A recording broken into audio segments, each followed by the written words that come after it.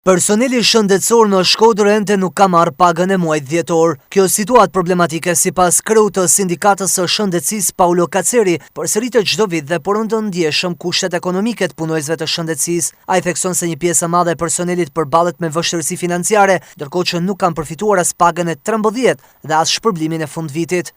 Është bëhet përviçme kjo gjë, normalisht është kundrejt çdo rregulli, kundrejt çdo kontratet për me ju punu paga punojësve të sistemit shëndetësor deri në këta kushte, ku shumica e personelit shëndetësor kanë probleme ekonomike, kanë probleme me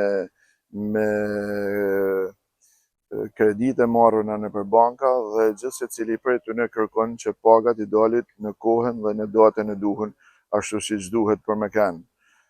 Për këtë arsye na kena shprehë edhe sensibilizimin ton prej disa kohësh që kjo gjë mos më ndodh, por gjithsesi ka rënë dëshurë.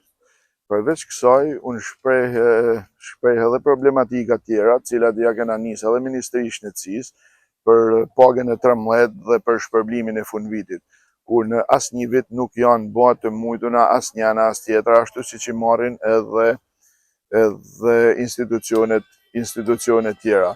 Është gjithmonë në shëndetësia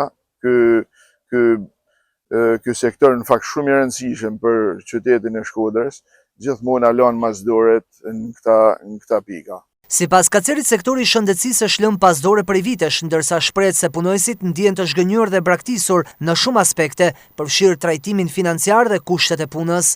Gjithmonë shëndetësia ka nevojë për kushte më të mira dhe për paga më të mira. Tash po shohim, unë do të dal në deklaratë tjetër prap, edhe mos i të merren edhe shpërblimet. Përballë kësaj situate, kreu i sindikatës kërkon një reagim të menjëhershëm nga institucionet, duke theksuar se zgjidhja e këtij problemi është emergjente dhe domosdoshme për garantimin e dinjitetit të personelit shëndetësor.